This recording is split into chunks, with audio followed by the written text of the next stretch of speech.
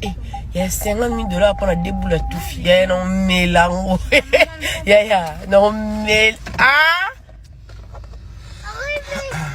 50 000 dollars pour la déboule à tout fille. Un mélange.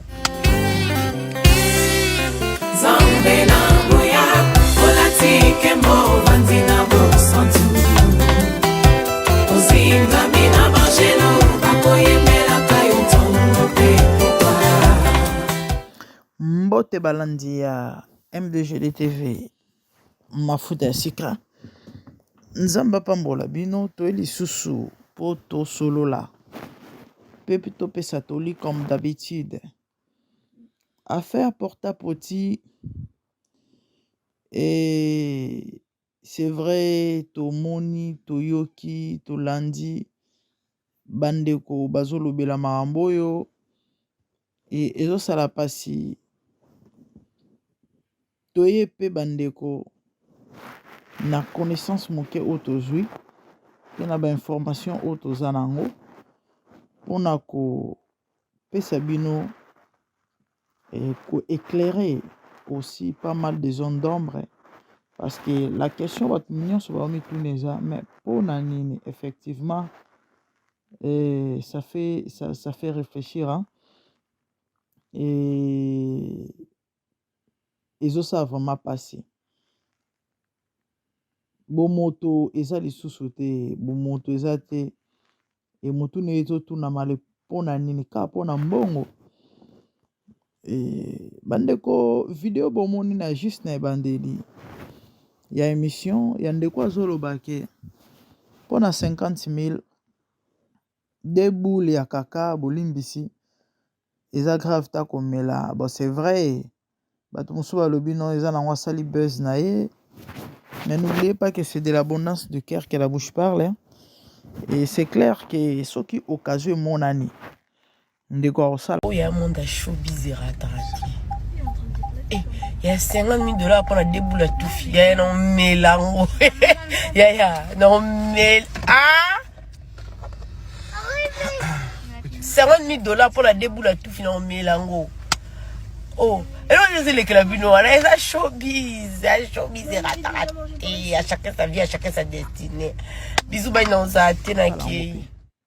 Preuve. Bah, osala. Affaire porta-poti. Que veut dire porta-poti? Porta-poti veut simplement dire toilette portable. Toilette portable. Et yamana ya pas c'est que ba humain. Mouton nzamba keline lilingi na ye. Amekomisi na ye toilette ya moto mpona mbongo mais eza na bavérité moko oyo bandeko baosala biloko bazo ignore po soki bayebaki yango balingi basala makambo baosala te. Oui, balingi basala makambo baosala te.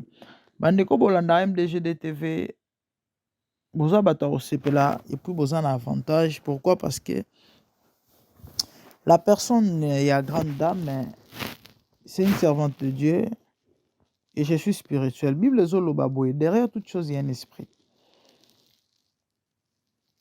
Makambo ebele tomona yango juste bon, il y a fait réel oui.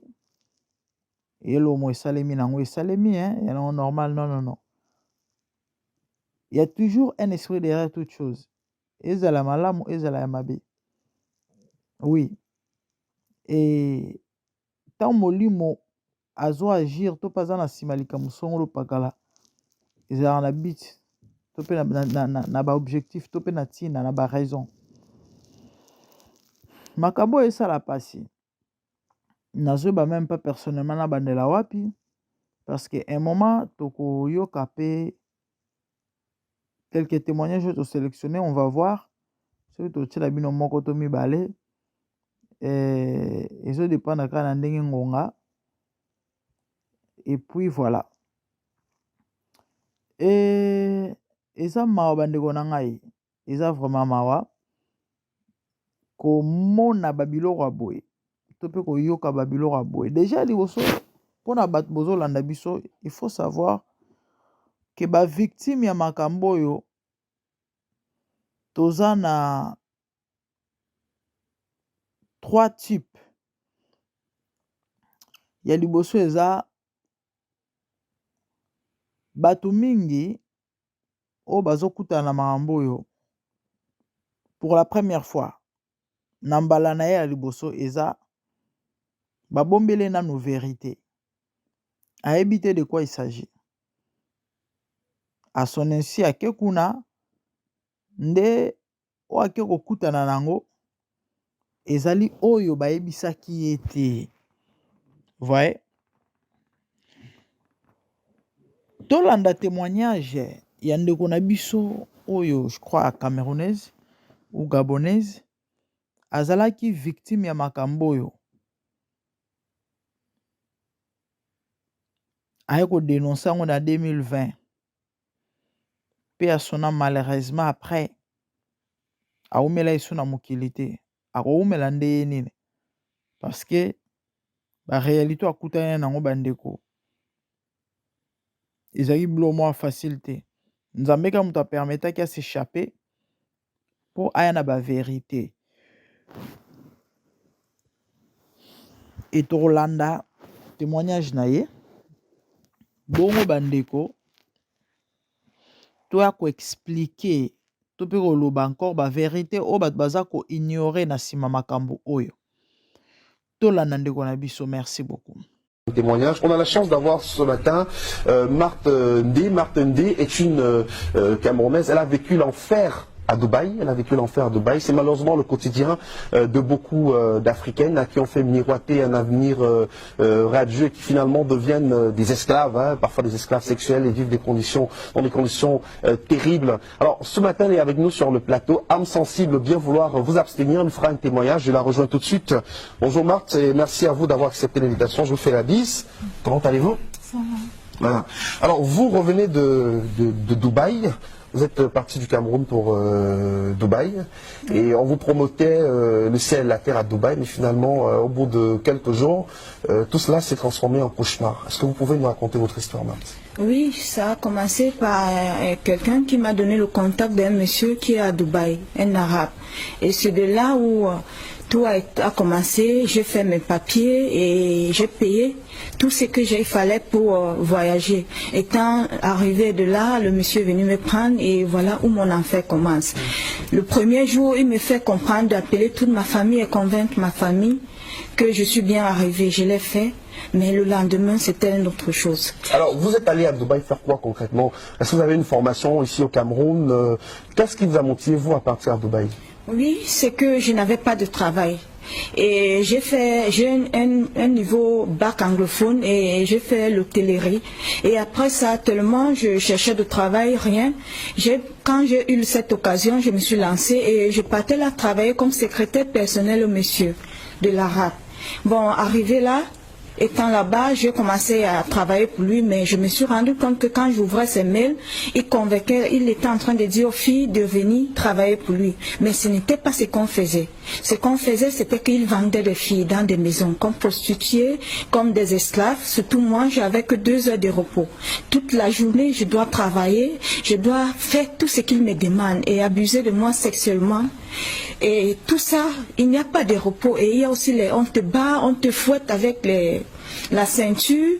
Et il y a d'autres filles que je ne voyais pas où ils partaient. Parce que quand je joue ce rôle, de les convaincre d'arriver, j'étais obligée de les faire. Et dès que cette fille arrive, on m'enferme dans une chambre. Et après, je ne sais pas où on amène toute cette fille-là.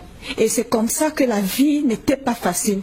Tout ce que je voulais, c'était juste de rentrer dans mon pays. Mais comme on était tous en sécurité, on ne parlait pas. Tout ce qu'on te demandait de faire, ce n'est que ce que tu devais faire. Et si tu ne le fais pas, on te tape, on peut même te couper la main, on te bat. C'était donc tout ce que je vivais en ce moment. Mais je n'avais pas moyen de sortir de Alors, là. est-ce qu'il a récupéré votre passeport quand vous êtes arrivé à Dubaï? Quand vous êtes arrivé, il vous a bien accueilli, on a récupéré le passeport Oui, dès l'aéroport, il a pris mon passeport. C'est la première chose quand il prend, quand il vous salue. Et c'est de là qu'ils m'amènent à la maison. Et quand ils m'ont amené à la maison, le premier jour, ils m'ont présenté une chambre pour que je dorme. Mais le lendemain, ce n'était plus ça. Je dormais plutôt à côté de son lit parce que lui-même, il était malade. Il avait une toux à laquelle il toussait et il fallait un plastique à laquelle, à chaque fois, je dois changer ce plastique. Je dois lui faire son thé et je me couche à côté de son lit. La nuit, s'il a toussé, je prends ce plastique, j'arrête et il crache et je porte, je le verse. Et je suis obligée de faire tout ce qu'il me dit sexuellement. Il vous a demandé de lui faire des fellations, vous faisiez des fellations? Oui, je le faisais. Malgré son état de santé Oui, je dois tout faire ce qu'il me dit. Même si c'est à manger les caca, je dois le faire. Est-ce que c'est la situation de beaucoup d'Africaines dans ces pays arabes-là? Est-ce que vous avez rencontré d'autres Africaines et Camerounaises à Dubaï? Oui, quand je fuis de là, je me suis retrouvée en prison, je trouvais d'autres filles. Des filles qui avaient des blessures, des filles enceintes. Ils ne reconnaissent même pas le père parce que le cousin, l'oncle, le père, tous abusent d'elle. Et c'est comme ça que certains, tout ce que chacun voulait, c'était de rentrer dans le pays. Et toutes ces filles étaient tous blessées. On priait juste qu'on puisse rentrer dans notre pays. Et comme nos passeports étaient à nos patrons, il n'y avait pas moyen. Et surtout comme il n'y a pas l'ambassade. Il faut chercher quelqu'un qui peut aller signer votre passe pour que vous puissiez rentrer dans notre pays. C'est comme ça donc que j'ai trouvé d'autres personnes. Et j'ai vécu vraiment des scènes à laquelle je voyais cette fille camerounaise, des filles africaines qui arrivaient. Et je me disais souvent que c'était même sûr qu'on les tuait. Parce que je vivais vraiment certaines scènes. J'étais là présent, je voyais tout, mais je n'avais pas le droit de parler. Tout ce qui fallait faire, c'est juste jouer cette rôle. Ou non, moi aussi, je dois mourir. Donc dans cette société arabe-là, il n'y avait aucune considération pour vous, les Africaines, vous étiez totalement maltraitées, exploitées sexuellement. On parle même d'autres filles aussi qui sont obligées de se livrer à la prostitution aussi. Oui, oui, oui. Là, c'est même normal. Ce qui est même plus, c'est celle à laquelle on vous oblige à faire des sexes dans des choses que vous ne connaissez même pas sexuellement. Ce qui a été votre cas. Oui. Vous avez passé le temps à faire une fellation à votre maître qui lui était pas en santé du tout. Oui. Et vous travaillez, vous avez que 2 ou 3 heures de repos, on vient vous réveiller et vous ne vous couchez pas bien sur un lit, c'est juste au sol. Et quand il est l'heure, on vient vous botte de vous réveiller. Est-ce que vous n'avez pas imaginé que c'était peut-être un piège qu'on vous tendait, parce qu'il y a quand même de la sensibilisation autour de ces voyages vers les pays arabes. Vous êtes parti, ça fait quelques temps, vous avez passé finalement 3 mois à Dubaï, mais on sait qu'il y a quand même une forte sensibilisation, on attire l'attention des jeunes sur les dangers justement qui les guettent quand ils arrivent dans ces pays-là. Alors, qu'est-ce qui vous a convaincu à partir en vous disant que c'était vraiment un bon emploi qu'on vous proposait? Moi, je causais chaque jour avec cette mission. On a pu causer pendant 1 mois et demi. Étant ici, là, je ne vous mens pas, monsieur, c'est des choses à laquelle j'appelle l'attention de toutes mes soeurs et tous mes frères, d'être vigilants. Tout ce qu'on nous dit n'est pas vrai. Beaucoup de choses qu'on vous dit, la personne cause avec vous, parce que moi-même, je causais avec certaines des filles. Si elle est anglophone, je la convainc. Si elle est francophone, je la convainc pour qu'elle vienne. Donc, beaucoup de cette personne, l'image qu'on vous montre n'est pas ce que vous croyez.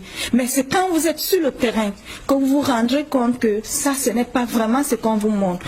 Ils font des belles photos, ils font des belles choses et tout. Moi, j'appelle l'attention de toutes les jeunes filles d'être très vigilantes. Moi, je préfère que si vous avez l'opportunité de fréquenter, rester au pays, je préfère que vous restez. Moi, surtout, j'ai tout perdu. Tout perdu, ce que j'ai investi. Je suis au pays, je n'ai pas de travail. Depuis, j'ai déposé des demandes partout, rien du tout. Je suis là. Et c'est Dieu seul qui sait comment je vis. Mais comment vous avez fait pour revenir finalement, pour vous enfuir de l'enfer de Dubaï et revenir au Cameroun? C'est par la grâce de Dieu que j'ai pu fuir, me retrouver dans une rue. Et un monsieur qui passait m'a pris et on m'a dirigé vers l'immigration. C'est là où je me suis retrouvée en prison. La prison était 1000 fois mieux que l'esclavage qu'on vivait de là. Et avec toutes d'autres filles, pas simplement l'africaine, il y a les Philippines, il y a d'autres pays africains, les Éthiopiens qui vivent cet enfer. En prison, on ne vous autorise pas de fumer parce que si j'avais cette opportunité de fumer, je suis sûre qu'une de nos sœurs n'acceptera pas aller dans ce pays. Mais il nous privilège de tout. On vous fouille jusqu'à vos sexes si vous n'avez pas de caméra. C'est comme ça qu'on vit là-bas.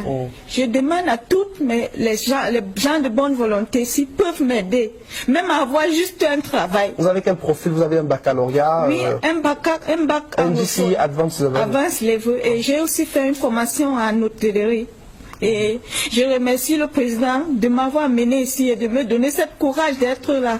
Et je vous bénis tous et je demande aux jeunes filles d'être très vigilantes, de ne pas rêver, comme on l'a dit souvent, les belles paroles, mais sur place, certains n'ont pas vécu. Alors, vous avez vécu un autre traumatisme aussi, parce qu'à cause de cette situation, votre père n'a pas pu supporter et il est décédé malheureusement. Oui, parce que quand j'étais en prison, il fallait que je sorte. Et il n'y avait pas de moyens. Mon père, il était aussi un peu malade, mais du fait qu'il faut qu'il cherche le moyen pour me faire sortir. Et il n'y avait pas aussi le passeport. Il fallait beaucoup de prières parce que le Camerounais, je suis sûre que beaucoup de Camerounaises qui sont là-bas, qui sont enfermées, qui n'ont pas de passeport, ne reviennent plus. On vous envoie au Central Jail, c'est comme ça que vous vous retrouvez et vous vivez toutes vos années là. Si un jour on vous cherche, tant mieux, sinon toute vos vies. Ceux qui n'ont pas peur, ceux qui ont peur d'affronter la réalité et dire la vérité reste là et peut-être... Alors depuis que vous êtes revenu, est-ce que vous avez cherché à rentrer en contact avec le monsieur qui vous a fait partir à Dubaï? Je crois savoir que c'était un pasteur. Oui, le numéro ne passe plus, il n'est plus où je l'ai rencontré, il n'est plus là. Dans tous ces contacts, dont je l'appelle, le numéro ne passe plus, je n'ai aucune nouvelle. Et le monsieur de Dubaï qui vous a maltraité, exploité sexuellement, l'arabe, vous avez cherché à rentrer en contact avec lui? Il a coupé les lignes. Il a coupé les contacts. Mais j'essaye souvent par ses emails parce que c'était pas ses emails qu'on communiquait et tout. Mais c'est comme si quand il est maintenant très vigilant avec ce qu'il fait. Il y a beaucoup de Camerounaises dans cette situation-là à Dubaï? Oui, il y a beaucoup de Camerounais. Il y a ceux même que j'ai même, comme je causais français et l'arabe ne causait pas français, j'ai essayé de convaincre certaines de ces filles qui causaient l'anglais et français de ne pas venir, que ce n'est pas vraiment un vrai rêve. Et certains d'eux ont accepté, certains se sont représentés et j'étais obligée de le faire. C'est tout ce que je pouvais faire pour puis survivre et rentrer au pays. Merci pour votre témoignage. Restez avec nous sur le plateau, Marthe. Moi si bo sekangate bilanda landa bota la bisika ememingai nazaki na moninga moko to bandai kotanga na ina ifasik nzoka moninga oyo vi azalai ko menenga na ibakite ko envier à offrir nga ba vacances na Dubaï ko kende Dubaï to kendaki moninga o esika mebaki nga nzoka yebaki ke asalaka ba pratique oyo ya mabe yango esalaka ke azala na vie ya malonga azala na mbongo arulaka carrosse en même temps tozaki na université ngana eto komi Dubaï na koma Dubaï balinginga na yebisi moninga lobi estambolaka ndenge wana na boye ko yebiso na Kinshasa peut-être okolinga te na kendaki kaka na première journée bapesinga carte à banque na somba biloko naza na ngoposa na sali shopping ya kafu na sombi basaka modèle na modèle biloko nyonso ya griffe ba Chanel lolenge nyonso na pokwa ba ekozwa ngai bameminga na chambre hôtel makamu na kutani nango ya bandeko partie 2 Dubaï ona kendaki na moninga oyo amemaki nga moninga oyo hotel oyo ya lojaka eza hotel de luxe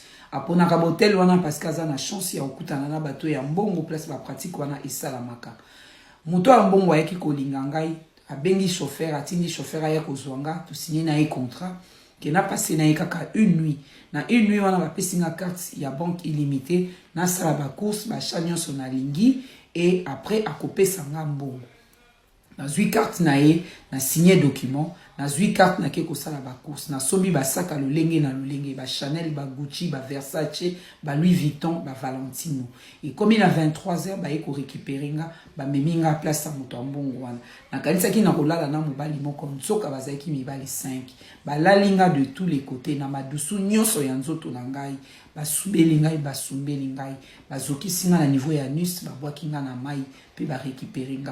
Partie 4. On va y aller na hôtel na komaki na leli babengi moninga oyo memaki nga na vacances na Dubaï aiko récupérer nga na hall ya hôtel ameminga na chambre na bandi ko lela camarade oyo azotuna nga tete ozolela nini na lobi makamu na uti ko vivre na mona ineti esili po na ngai c'était la fin du monde makambo salinga naza suna makasi te naza suna force te moninga na lobi nanga eloko ozopanikele yango wana eza eloko te elekaka nango nga Dubai nayaka mosala nayaka osala na Dubai yango wana nga mpe lelo nazali na cop moko bazwaki nga na yacht nauti mpe kosala mosala na nga ya important kolela mpasi na yo te tala bakado oyo ozwi tala mbongo oyo bapesi yo okomesana eza mbala liboso je te comprends yaya bilandalanda eza mabe totika.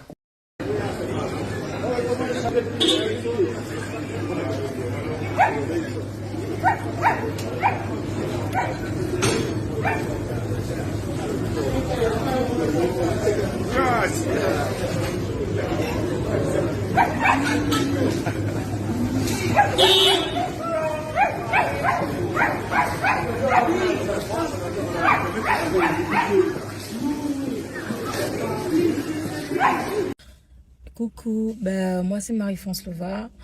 Je voulais parler aujourd'hui d'un sujet d'actualité qui bouleverse aujourd'hui la toile, enfin depuis quelques jours.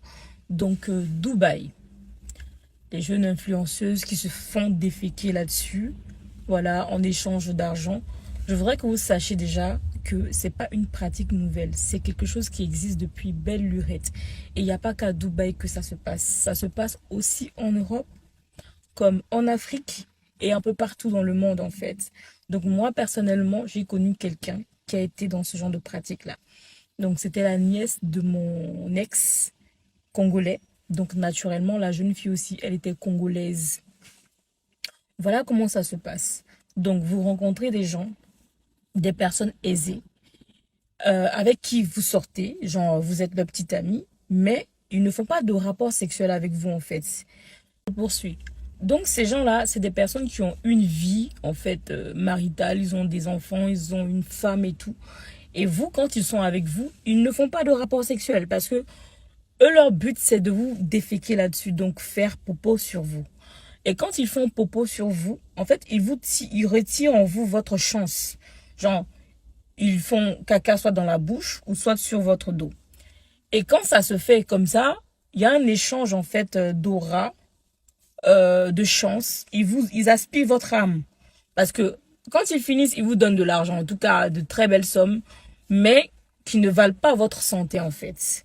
Après, vous avez des représailles, vous avez des problèmes de santé et souvent même, vous mourrez. Je poursuis avec l'histoire de la nièce à mon ex. En fait, c'était une jeune fille qui aimait le bling-bling. C'est une jeune fille qui aimait voyager. C'est une jeune fille qui aimait les sacs de luxe. C'est une jeune fille qui aimait faire des photos sur Instagram. C'est une jeune fille qui aimait paraître. C'est une jeune fille qui aimait la concurrence. Donc, en fait, elle rencontre des gens qui sont riches et tout, là.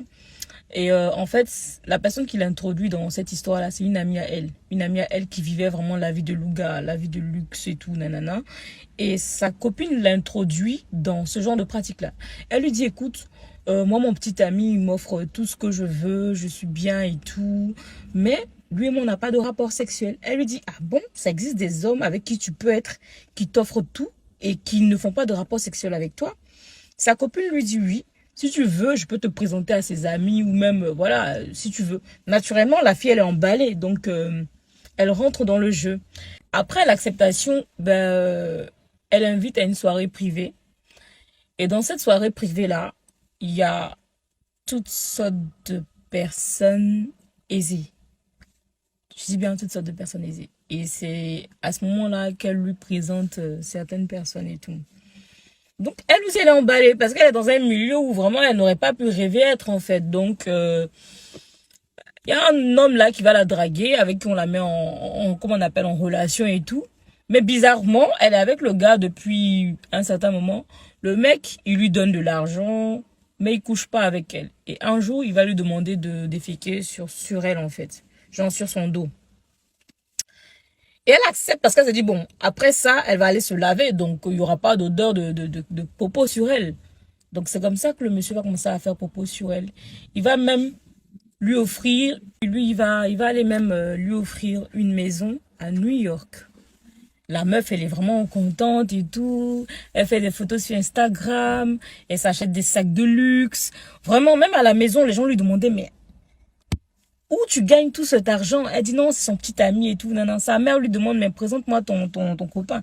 Elle dit non, un jour je vais vous le présenter et tout. Donc la go, elle était tout le temps partie. New York, New York, New York, parce qu'elle avait un appartement. En tout cas, auprès enfin, en tout cas, vraiment une belle vue et tout.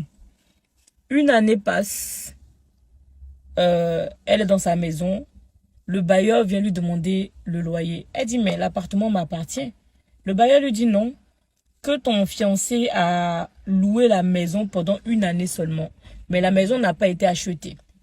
Donc, soit vous payez le loyer, soit vous dégagez de l'appartement. Elle appelle son chéri, il répond pas. Donc, elle appelle le monsieur, pas de nouvelles. En tout cas, il donnait aucune nouvelle. Bah, vu que son bail est arrivé à échéance, elle était obligée de déguerpir de l'appartement. Elle rentre donc en famille en Belgique. Et une fois en famille, même pas 2 mois, elle commence à tomber malade. Elle maigrit, elle devient pâle, sa peau sèche. On l'envoie à l'hôpital, rien. On lui dit qu'elle n'a rien et tout. Mais pourtant, elle est mal en point et tout. Et elle commence à sentir mauvais et tout. Ses parents lui demandent, mais qu'est-ce qui se passe? Et là, elle commence à parler. Elle commence à raconter ce que je vous raconte là. Mais en fait, on ne pouvait rien faire pour elle, à part la prière. Mais dans ce genre de truc, quand tu n'as pas une vie de prière, mais vraiment posée, c'est difficile de t'en sortir. Et donc, c'est comme ça qu'elle va mourir.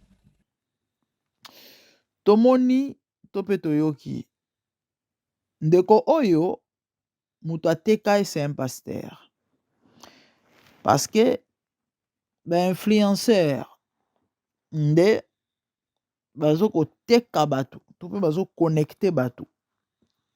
Qui dit influenceur, ezoloba, mutu aza influent, mutu azo ko influencer, oui. Tellement azo influencer, aza la possibilité, o mema batu ebele, nde omwasi oyo, ye atanga na ye, atanga classe, aza na ba diplôme na ye, azalaki na ba diplôme na ye. Ya oluka musala, opportunité monani ya okesala à l'étranger, boyeki très bien, pendant 1 mois, abanda ko solola, azalaki en contact, na mutu oyo, ya kene ko sela musala, to pe falaki sela musala. Malheureusement, tango akomi kuna, ekomaka mosusu. Et koyoka ndeko azoloba bandeko bino moko, le commentaire à côté ezate, ezosala pasi. Ezosala pasi. Bandeko na ngai, nayebi te soki bosala constat. À chaque fois na lobela, surtout mambo ba réalité oyo ba actualité, ba mambo ezosalema oyo eza normalité.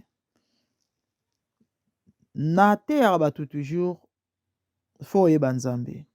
Pourquoi? Neti na ba mambo boyo. Vous savez, une personne spirituelle, et pas na hasard ezalaka te.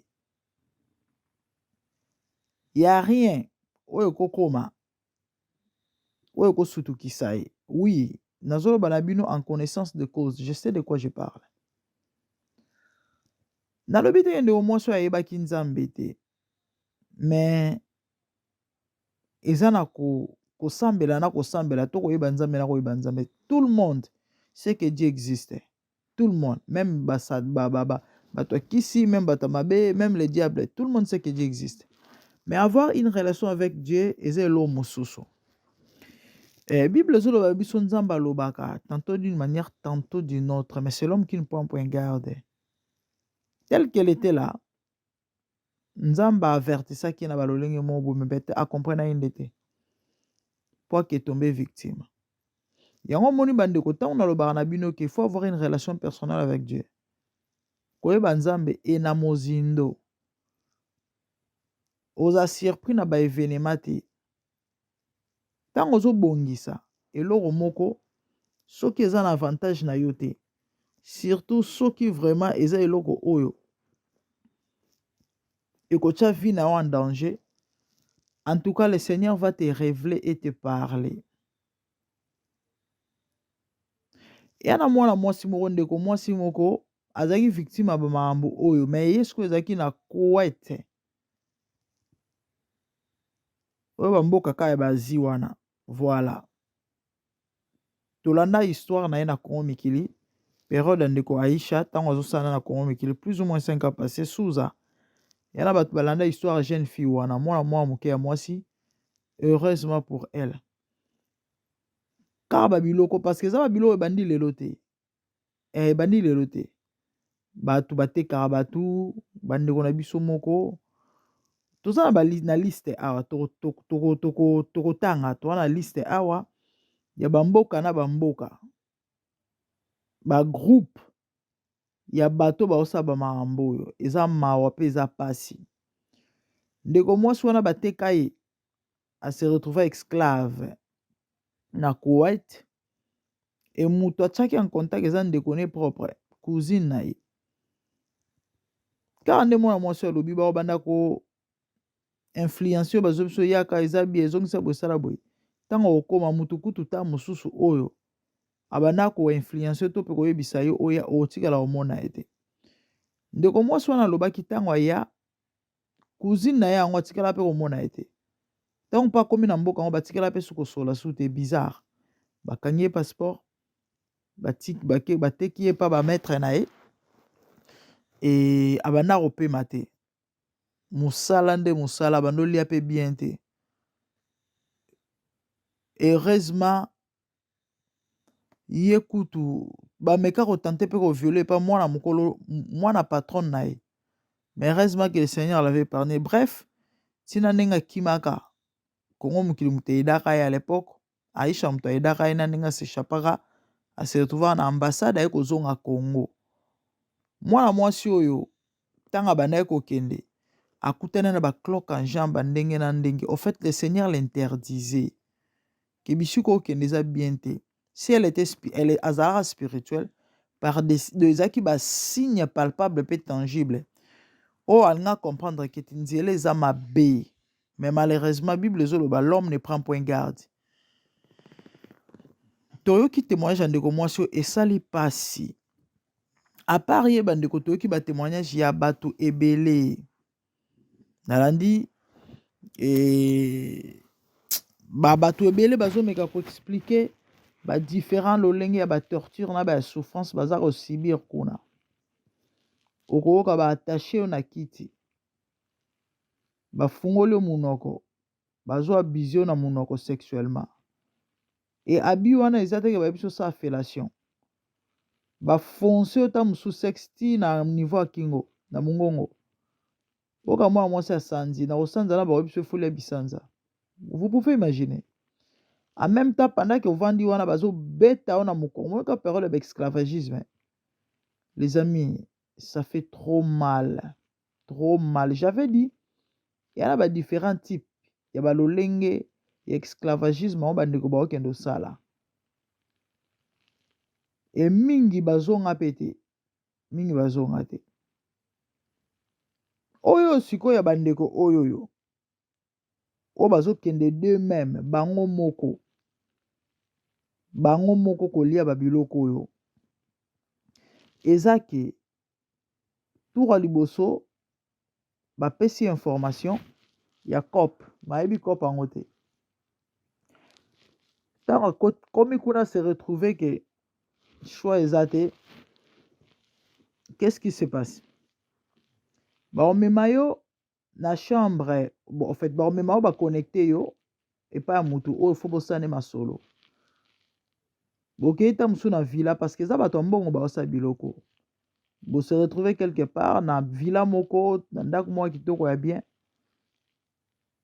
babimiseli yo contrat comme africain atangaka te surtout congolais bandeko na ngai yango l'autre fois na bandeko koloba réseaux sociaux vous pouvez aussi vous instruire mais bato bazaka na batoctique WhatsApp Facebook kochate rien d'autre jamais mutu a utilisé ebele te bazo utiliser réseaux sociaux en bien vous pouvez apprendre la langue moi j'ai un neveu à moi na solane ka na anglais des fois kutunga na katanaka maza na Afrique akenda classe te atanga ngo apprendre ngo na téléphone tellement mutu mundu atangaka te congolais bosana babimiselo contrat lolu kotango comprendre eza nini parce que eloko babengi contrat basakanaka nango te mutache signature elo ndesko ebomiso yango wana signature wana na contrat na babimiso lota mususu je sais pas moi $1800 to nayebi te combien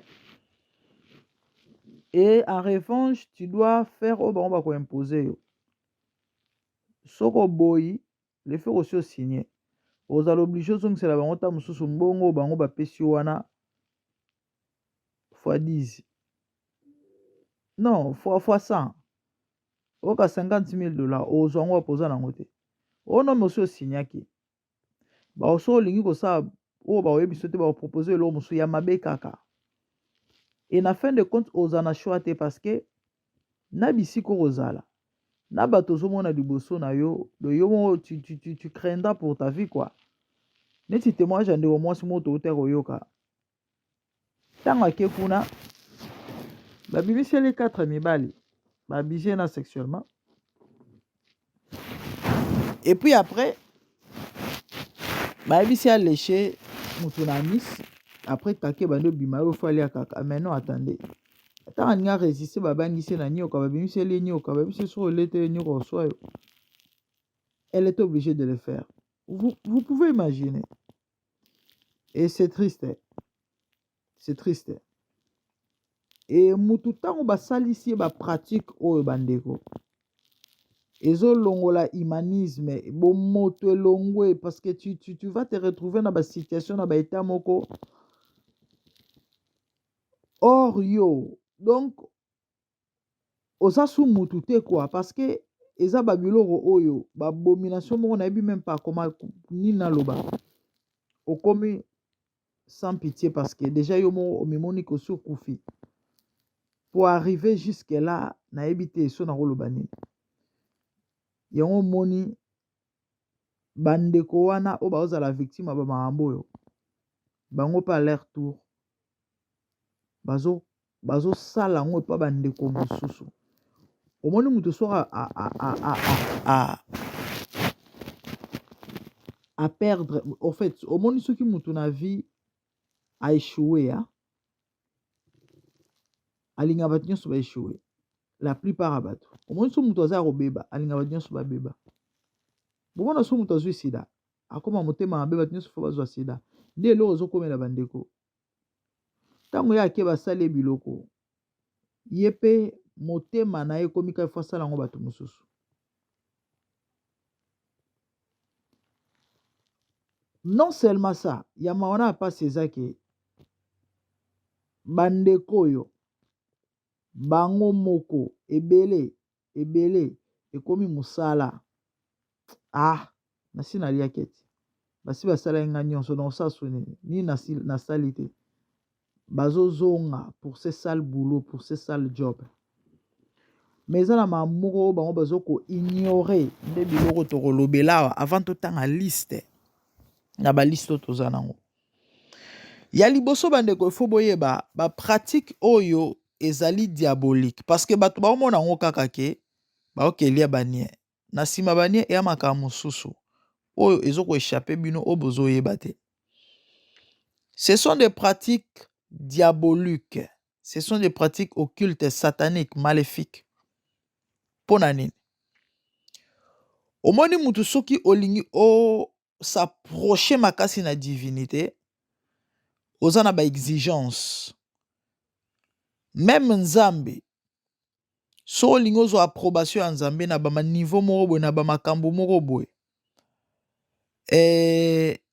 oza na baexigence ya sainteté oza na exigence ya consécration oza na exigence ya crainte ya nzambe oza na exigence ya bamakambo oyo eatiraka nzambe pour obtenir faveur na balolenge moko boye so botangi na bible bomona bato lokola badaniel bazalaki ba n'importe qui te distingue na race ya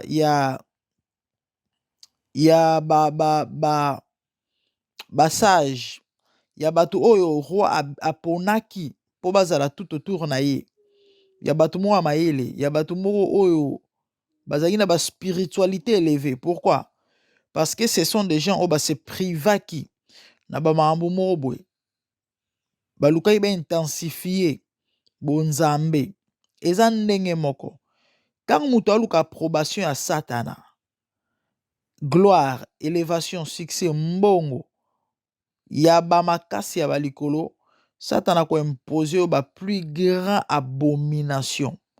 Do ba mambo mabe o eza permis na mutu ko sala te. Pona nini epuso musika na Nzambe. Po ebengo epusa yo pene na ye makasi. Oui, c'est ça en fait. Et le fait que basa kaka na munoko na yo to osumbela moto. Donc, ezo tchayo na niveau supériorité moko boye. Influent na niveau ya ba élévation ya ba gloire moko boye. Ya moni parmi ba biloko baza ko imposer bango yango wana parce que ba mona ngo ka eza non, eza ba rituel. Eza ba pratique mobimba. Eza ka te ko non, pour ba omi tout na même des questions mais pourquoi jusqu'à ce niveau? Effectivement, ya ba biloko muto ko sala te na logique. Muto na bo moto penza ko sa eloko wana ta ko sa pen de ko na eloko wana te. Ako sa ndeko na eloko wana te. Violer peut-être on peut comprendre. Des fois les hommes arrivent à ce point. À mon moi c'est na faiblesse, ce soit muto mo pervers. Ko contrôler peut-être ba sentiment na été ako violer. Toyoka ango, ça passe. Mais ko sala mutu ba makambo moko boye bandeko na ngai na ebité et si ça maele si ça makasi et c'est compliqué. Et ça ba rituel. Siko eloko ni ba fio bazoko yeba te. Parce que comme il vit business bango bazokende na bango bake saleli bango basali bango bakosala bango bapesi bango mbongo tomonaki bafi bazolala na bambwa tomoni bana basi baomelisa bambwa mabele tomonaki tokomona et pourtant eloko bango bazoyeba te eza en échange de leur étoile, en échange de leur vie, en échange de leur fertilité ou fécondité, en échange de leur mariage. Eloko nde bango bazoyeba te yango wana. Eloko bango bazoyeba te tel qu'ils ont là, qu'elles sont là. Bandeko basi oyo baosa makambo to baza pe na posa baki esala yango to bazolinga pe bazwa bakope ya bamakambo balolenga boye to ya kokende osimba kisi tout ce que vous voulez. Déjà liboso il faut boyeba to eloko faut bandeko bayeba ezaki en faisant ce genre de trucs ou ce genre de choses wana vi mulayi te. Oui, wana vi mulayi te. Et obota note obota te obala note lobi okanga bandoki et fin na yo ekozala mawa ekozala pasi et bato aboye bakufaka ba mawa mo boye na ba maladi mo bizarre oka umeli pe na maladi yango takei ndeko mwasi apesi témoignage oto uti kolanda la pauvre paix à son âme ndeko akufa te ndene mutu oyo azaki na yo service déjà mutu wana azangi maladi akosolaka bozoka ndenge moko alobi mutu wana akosolaka so akosoli babilo wana salite c'est elle nde mutu abanoki eboaka babiloko wana et mutu déjà abelaka siko azosala batoilette yo il faut lia batoilette wana vous pouvez imaginer il faut sala mutu abongo bafellation na maladi na ye wana donc ndeko na biso bref azwaka maladi ya kati tango pa ye wana na bomoto boeta bomoni azotémoin bomona neti ke non extérieurement aza na ye bien mais en réalité elle n'était pas santé ezali so malamu te. Donc fallait vraiment ba soin moko approfondi ba examen général balandela bayeba eza pasi malheureusement akufa de au moins soit akufaki il y a 2 ans déjà depuis 2020 et néanmoins elle avait quand même témoigné eza mawa mingi ya mawa mingi nayebi te mutu mwindu des fois na mituna biso mitema na biso eloko nini elekaka na kati koma mutu akokende kosala mosala ya salite boye tu étais victime maintenant tu connais et yo mo ozwi goût ozwi à lire nazonga nanga kaka ole peut-être que oluka délivrance et pour luko changer mais yo kende oliaka nzambe na nga naolinga kotanga kombongo te pardon mpo bapesa mbongo eza mawa mingi ya bandeko na nga eza pasi bandeko bazoyeba te ke c'est en échange de leur vie bazoyeba te bozomela bashisha bozomela bawiski botambola na mituka bozovana na bandako me boza na vie molai te bobala te bobota te à quoi bon non seulement ça lobi okufa okeli felo oui ok enfer c'est inévitable hein? Na lolenga vie ya boye ça s'appelle souillir ame ezozala souiller omona nzambe te parce que ame oyo komona nzambe ezaka oyo eza clean yo siko ame ezozala souiller na baabomination ya modèle boye omona nzambe nene repentez-vous. La vie après la mort est une réalité. Et nzamba na posa ya lobiko na yo change ozolanda émission o peut-être yo gena olia kakate mais oyebi que tu as une double vie wana mambo mo bosalaka en cachette o batu bayebi te bakoyeba pete sino eza scandale nzamba na posa na yo bongola motema bandeko ezosala pasi makambo oyo eyosala pasi makambo oyo tozoyeba te toloba na monoko nini toloba ndenge nini to mpe tosala nini komona babiloko aboye niveau mambo ezokendele. Nous vivons l'époque le plus sombre de l'histoire de l'humanité. Bataille eza tellement difficile oyo ke sans yesu ezozala pasi bandeko na ngai mpo ozala heureuse na vie oza na besoin bamilliard te na bamillion te na salaire à 100 livres ya 200 nyonso okozwa parce qu'il y a pas de saut métier naoloba mosala oyo eza normal oyo moto akosala oyo te ya sali te oyo eza abomination na miso ya moto te ya nzambe te ata na mosala ya moke ozozwa okoza stable c'est possible kozala bamilio elingi eloba te kozala heureuse to heureux to mpe kozala stable ozozwa mokie yebaka koyuze motu na yo surtout associe nzambe omona nzambe akopesa kimia nzambe akopesa esengo me lelo oyo bato nyonso na mokili bakomika na posa bakoma na mbongo ebele bazala soki nini bakoma soki nini eza mawa mingi et à tout prix moto alinga gagner mbongo bandeko na ngai de tels gens bomoni bana basi pour votre information ezaka basi te na mibali oui et par rapport à ba information tozwi ya mibali kutu eza plus pire oui na mibali mais très bientôt naza sur ba scandale ekobima baliste na bango mpe kobima na bamambo bakenda kosala bango ouais na mibali mpe bomona bamibali ya bapake ya ba six pack bakokendaka badubai chaque mois oyo akokende kosala soki business soki nini détrompez-vous bana mambo minene oyo bakokende kosala ya mabe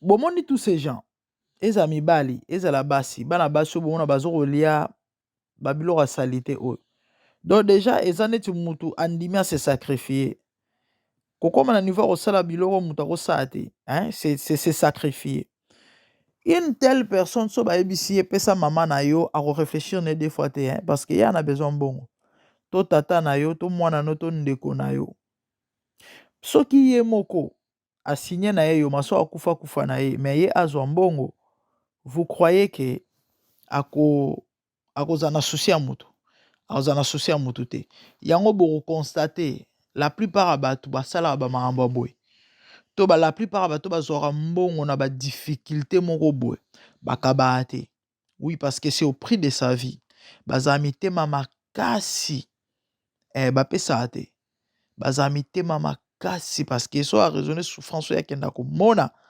apesa mbongo te et c'est tel gens aoboma facilement aboma facilement. Parce que le bazosal c'est boniama. Et aboniama, c'est ça qu'on appelle vendre l'âme. Parce que à mes abisika, au bas sentiment se reposer. Siko mutu oyo akomi na niveau oyo amisa ne mahamba mabe to pe basale mahamba mabe pona mbongo. Vous croyez quoi? Vous croyez quoi? Eza mawa mingi bandeko na ngai. Bozalaka complexité. Pozo mona mutu na balolenge moko boye. Omoni ke non dire yende soki ndenge nene. Eza mawa mingi. Eza passé. Ebele bomona na balala pongi te. Vous croyez ces filles bakanga liso? Alali pe pongi ya bien. Baba tumo ba vivaka na ba mascarade. Ndenge tango to banda kolobela ba o ba banda kokebima na bamboa wana. Nous ne travaillons pas mais nous roulons carrosse, nous avons l'argent, nous sommes les préférés de Dieu. Baja ba fi yango bango. Baja ba fi yango bango yo. Basala ba même mosala. Ba troper vigilance. Bino bo kansane tinzoka nde bazolela na mitema. Wana eza nini? Bazoko attirer bino po bino pe bokesala ba mahamba mabe boye. Bino boye biteta boko makuna nde sikoyo bozwa na mutambo. Bandeko bolanda batu te. Tala mutu lokola Edoxy. Edoxy avandi na chambre hôtel atandi ba dollar. Alinga faire croire batu amundi batu bana meke. Alinga faire croire batu ke ye ezaka kombo ya ki Edoxy mutu pese ba million na il n'y a rien pour rien. Surtout loko ba bengi mbongo. Bandeko na ngai na mukilo eloko ya facile ezalaka te. Eloko ofele ezalaka pe te. Ye moko batuni ete azoko se justifier aloba mabe azongisa mabe asala mabe a promettre live va ça direct pour aller ça batu ke non ya okene kolia baba kakate multimillionnaire moko na occasion ya anniversaire na ye amemaki na Maldives apesi mbongo na échange ya nini to pe na prix ya nini kaya ofele oh et détrompe-toi maman détrompe-toi et batu siko bazalaka nayebi te nabenga bango banani o bamona onde bato wana bazalaka je sais pas nazozanga même bakombo star kutu te oka mutu mosu akomi pe intéressé ye pa luka akende kozwa mbongo nde place bato bazokufela yango wana. Bandeko na ngai kolanda mutu te zala yo ba influence kolandaka ba influence te. Tala ba influencer mahamba azosala bato. Tala mahamba azosala bato bandeko. Otala mahamba azosala bato. Totanga liste Totanga liste ya par rapport à ba information autojui. Parce que la plupart bato baosa biloko eza bato ba Instagram, ba influencer ba Instagram, ba TikTok, ba TokTik et les autres. Toza na bamboka différent oyo batie nini batie ba liste ya bato oyo baza ko sala komema baninga to kene koteka baninga na bamambo oyo bandeko na ngai. Toza na Benin ba identifier 31 filles, 14 tiktokeuses, 7 mannequins, hôtesses, 4 artistes, na ba influenceuses mibale et ba moko kuta uti kozwa maladie paraîtrait maladie ya mabe makasi na yebite so aza envie tote envie ou akufi.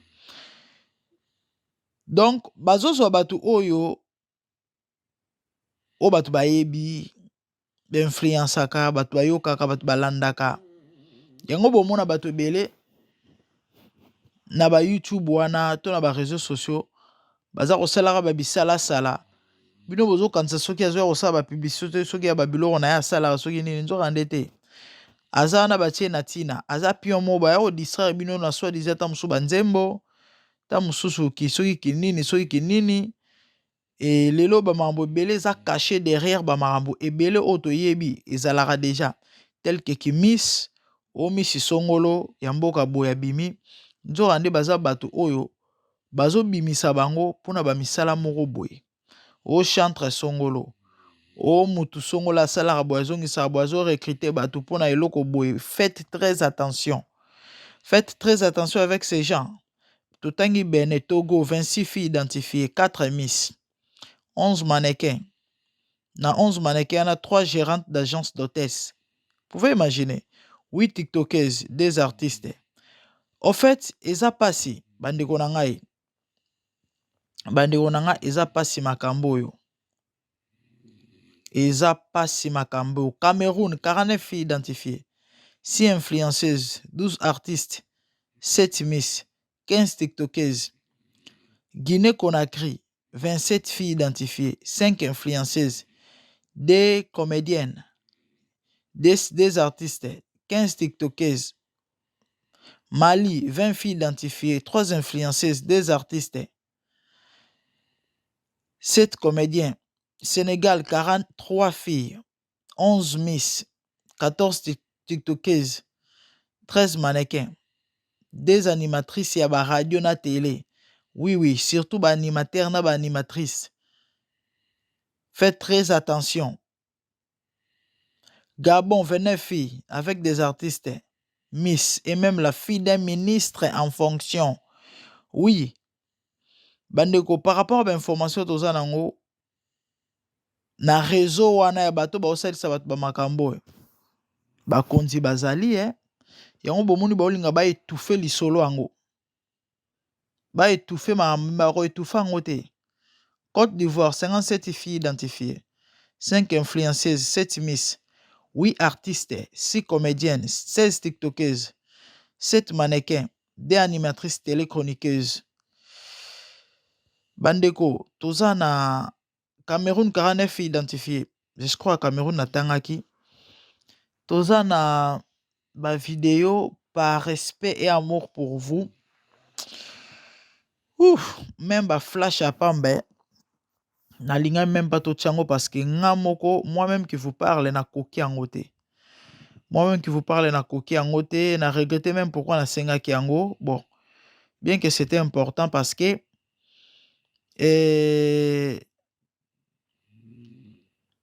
nalinga ko sala émission te sans preuve. Neti ba mambo soko lobela fali na lobela ngo depuis semaine passée. Ouais, ça date presque de plus d'une semaine déjà, to kende. Mais tellement, fallait qu'on réunisse tous les éléments pour réseaux sociaux un monde très glissant. Oui, on peut savoir information mususu ya lokuta. Bon, mususu zande ngona te nde l'autre evitaka. To linga te to ya kolobelo kapo batnyus ba bango.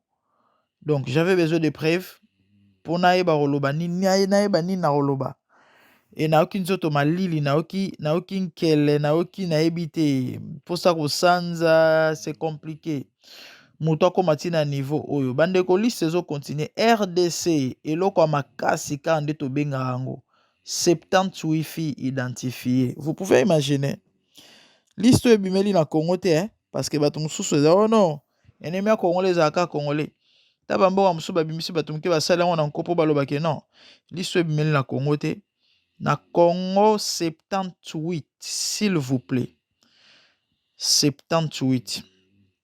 Et na 78, wana, ba comédien bazali. Ba animateur ba télé bazali. Et ba laki biso ba kombo. Tozo zelabo bien que toko tanga pe ba kombo ba touté, hein. Ouais, toko tanga ba kombo ba touté vraiment pour na ko la musa sensibilité à ba touté. Vous savez, dans la vie, il faut oser la sage, hein? Ouais, il faut oser la sage. Peut-être, balobani en PV. Et on pourra peut-être, koyebisa bato mosusu, nyon sauté. Mais, na logique, okoya kotanga kombo ya moto awa te ekozala malamu mpenza te, ekozala malamu te. Bandeko na ngai nalobaki tokosala effort toloba l'essentiel. 78 na Congo toza na bacomédien ebele, toza na baanimateur, toza na baartiste, toza na en fait c'est compliqué, eza pasi makambo, batiktokers, bafacebookers, bayoutubers, tout ce que vous voulez, et c'est compliqué makambo bandeko na nga, eza mawa mingi, eza pasi nzambe asunga biso parce que niveau mambo ezokendele. En tout cas bandeko ezobangisa, ezosala pasi, ezosala pasi, et puis ezobangisa. Bandeko, pour chuter, bana basi o, parce que tolobela na basi lelo ya mibali tango robima, tango yinda to ya pe kolobela ya mibali. Bana basi o, ba pe na ba copain na bango. Bomo na danger bomo na botala bana ba copain bana ba mibali pe déjà bilo bozolia wana maladie. Parce que na kaka ezalaka ba déchet, ba salité oyo estomac ezoko refoule, ezobwaka tant moto alie estomac esalaka mosala non eponi ba vitamine ke na nzoto, ba biloko oyo eza important pour la santé koti ba déchet, ba salité ebimi. Siko ba salité wana yango bango ba olia oyo eza na ba maladie, oyo eza na bandeko na ngai nayebi te soki bana mibali na bango, bana ba chéri oka peta mosupa bima pena mobali ya batu ba osambrase munoko eliaka banie wana ba osambrase nango nga nzambe nkolo Yesu yaka pardon. Niveau mambo ezokendele match ya vraiment mabe, match eza mabe. Yembi ata ndeko moko soki Yesu ayete biso monde tokokende kuna tokende kokuta ye tolanda ye tokanga bisaka parce que tolembi o bato ndenge nini, o bato motindo nini, o bato motindo nini. Yango na lina loba na bandeko boyebake na mokili oyo bato nyonso bomona bazala bato te. Bana basi oyo bakokoma na ba niveau oyo so bolandeli bango ba état d'âme na bango bomona ke babata misala mabe. Parce que mutu normal nayebi te ata soka mabe to ana mabe na ye aozana ba limite aosaba makambo mosusu. Nana mwana nga aza na 3 ans abandi kokende toilette ye moko na atiki couche na mwa retard vu que makambo ebele fo kolakisa ye tout ça babize. Nayebisaki so oke na toilette benga nga na kopangusaka yo moko te. Ye alingi kaka bazala indépendant ta mwana 3 ans bandeko akopangusa bien nde yene. Lobi ake toilette nga pe nayeba ye te amipangusi ye moko tanga ye kobima naoka solo bien te solo nini. J'ai compris que ezaki yende asimbi bakakati na maboko epesi nga meme kanda na betie bambata bandeko na koki solo wana te ya mwana na nga moko epuis mwana ngo aza na âge nini ana 3 ans. Siko tata mwa mokolo nga ne famille te mobali na nga te bandeko na ngai. Est-ce que vous imaginez gravité à likambo gravité à likambo bandeko. J'ai des larmes pendant que na oloba na okoka te nazoyeba te tozokende wapi koma bato bakokoma ntina niveau oyo nayebi te ya aucun prix, ya aucun prix. Ata bolaki ngai bozwi nyonso ya Congo bolaki ngai nayebi te likolo na se badiama ba or na bamilliard soki nayebi te prix eza te o mpenza bobimisela nga boyebisa nga nakende kolia non esimba te bandeko. Ya de ces choses là o moto akosala te nde nzambe akelela moto atie bomoto kati ya moto ata moto akosala mabe ya des limites, ya de ces choses o moto akosala te, o moto akosala te. Mais ntango bato bakokoma na baniveau oyo en tout cas esisa mayele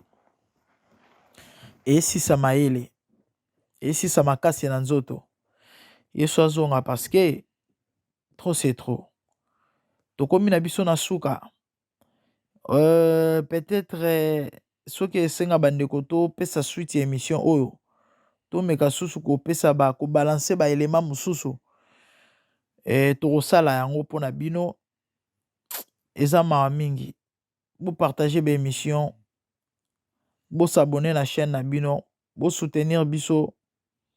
On a beaucoup à donner. Toza na ba message ebele, toza na ba conseil ebele, toza na ba toli, toza vraiment na mambo ebele malamu. O tozo bongisa peza en cours. Toza na ba programme mosusu o tolinga to bakisa na chaîne o bo sepela nango makasi, croyez-moi. Et bo partager ba lien, bo s'abonner, bo soutenir biso et ozala vraiment sengo mingi. Que le Seigneur vraiment vous bénisse. Pour na leo bandeko tosuka awa. Tosuka awa et prochainement bongo tokoya lisusu na ba elema mususu poto ya ko pesa bino ba information comme d'habitude et nayebi ke e osabino esengo. Oui, c'était na cadre ya actualité et puis toli pour na opesa conseil. Jésus revient bientôt, les amis.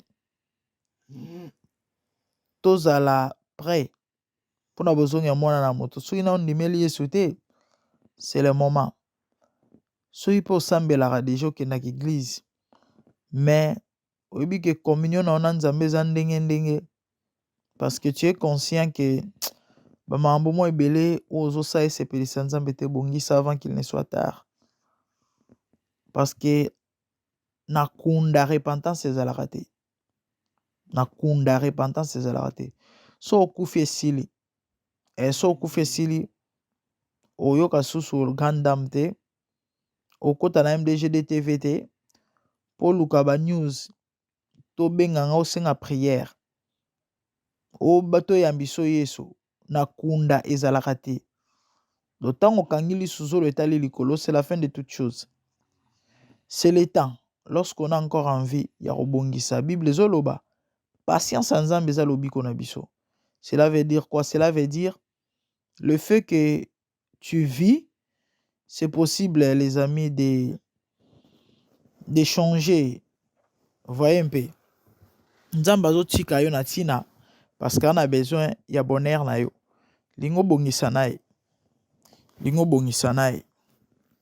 Vraiment nzambe pambelo bino. Tokomis na biso na suka. C'était tout le bel actualité. Pito Pesatoli. Présenté par la grande dame sur MDGD TV. Mafuta Sika. Quant à moi, je vous revois très bientôt. Très bientôt. Dans la Kaibino. Tozongeli parce que ça faisait au moins 2 semaines. Que tozaki activité. Vibre occupation et belé.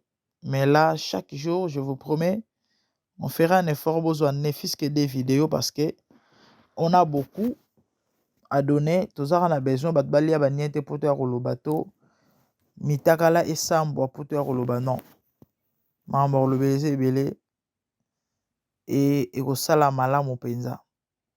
Na sepeli bandeko partager. Le Seigneur ne manquera pas de vous bénir. On est à la fin. Il y a épisode Oyo. Quant à moi, je vous revois très bientôt. Merci beaucoup.